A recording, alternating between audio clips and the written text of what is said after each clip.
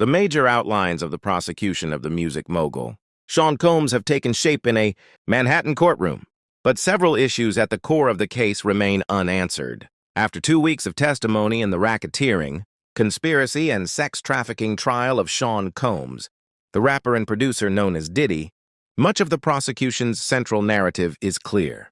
Mr. Combs, they say, used his power and wealth, along with violence and threats of blackmail, to coerce women into complying with his elaborate sexual demands that included commercial sex workers.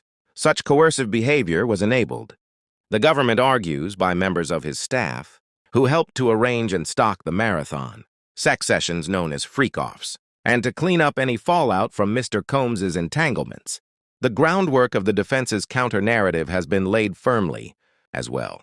Mr. Combs, they have argued, while jealous, aggressive, and drug-addicted, had non-traditional but consensual sex with long-term girlfriends. That may have led to damaging interpersonal chaos, but it was not sex trafficking, Mr. Combs's lawyers have argued. Our Fred Pleitgen about talks with the U.S. President Trump's hopes of a breakthrough with Iran in danger, as the Iranians aren't even happy with his chief negotiator, Steve Witkoff. Fred Pleitgen is out front in Tehran. Death to America and death to Israel chants at Friday prayers in Tehran. The prayer leader laying into the Trump administration as the U.S.-Iran nuclear talks hang in the balance. Iran's leadership is telling the United States that they want a nuclear agreement, but they're also not afraid of a confrontation if the talks fail. Tehran not happy with both President Trump and his chief negotiator, Steve Witkoff, after Witkoff said the U.S. wouldn't allow Iran to continue enriching uranium as part of any deal. No way, there is no trust, this member of the elite Revolutionary Guard Corps tells me. They failed their previous tests towards the Iranian nation. However, we have initiated the talks to prove our intention is not war. We want the enrichment for medical and other purposes. The negotiations are unilateral, this woman says. Trump is trying to show his power, but it is our right to have nuclear capabilities.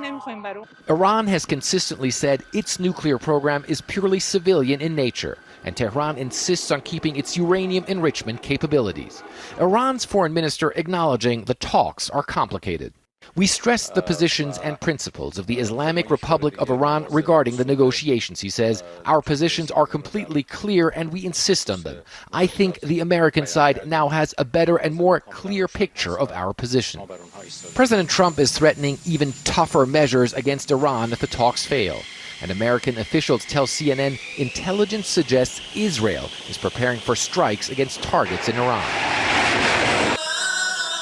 Iranians we spoke to vowing a tough response if that happens. The United States knows better what will happen, he says. If things get serious, there will not be a country named Israel on earth. But for now, both sides say they're gearing up for the next round of talks, trying to forge a new nuclear deal. And Erica, of course, the U.S. saying that progress continues to be made, but there is still work to be done. Of course, for the Iranians, that main sticking point remains uranium enrichment. That is something where they say it is their right, and they're not going to walk back from that. Erica? Fred, appreciate the reporting tonight. Thank you. Growing skepticism today after a fifth round of indirect nuclear talks with the United States and Iran in Rome. The U.S. insists Iran dismantle its uranium enrichment program, a crucial element to the manufacturing of nuclear weapons, while Iranian officials say that's a red line. CNN's Fred Pleitgen is in Iran's capital, Tehran. Fred, what's the mood there? Hi there, Phil. Well, there is certainly a lot of skepticism here on the ground. At the same time, the Iranians are saying these talks are continuing, and as long as they continue, there is a chance for a positive outcome. But you're absolutely right. The Iranians today, after those talks, and this comes in the form of the foreign minister, who's also the lead negotiator for the Iranians, he came out and he said that the talks were very professional, as he put it.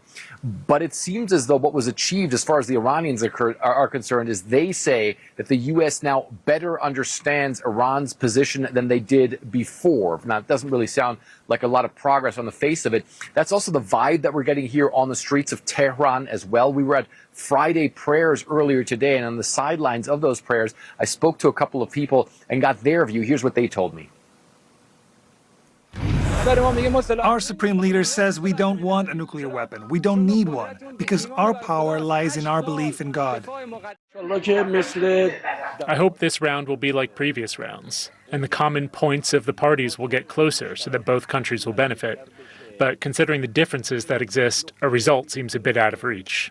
The negotiations are unilateral. Trump is trying to show his power. But it is our right to have nuclear capabilities. We don't want anything dangerous, just for medical purposes and agriculture.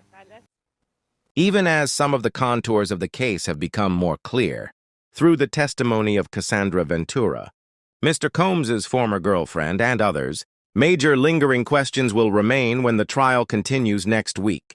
Below are 3 unresolved issues that could affect how the trial, which is estimated to last about 6 more weeks, pans out. What happened to Victim-3?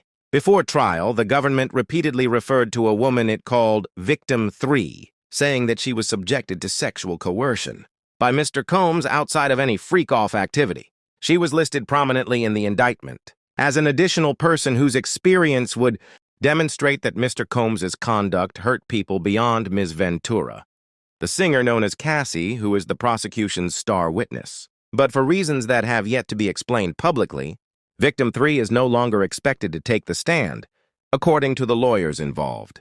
The trouble first surfaced 2 weeks ago, when prosecutors told the court they were having a hard time reaching her lawyer.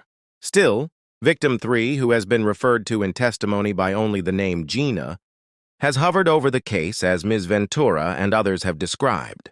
Mr. Combs is overlapping romantic and sexual relationships. The defense has aimed to depict Ms. Ventura as a jealous girlfriend, not a victim of coercion, and she was asked repeatedly by Mr. Combs's team about Gina, who he was involved with at the same time. Gina gave a tell-all interview about her relationship with Mr. Combs to the YouTube gossip personality Tasha K in 2019. During it, she described being subjected to regular physical abuse by Mr. Combs, including having her stomach stomped on and head punched, and being made to terminate 2 pregnancies.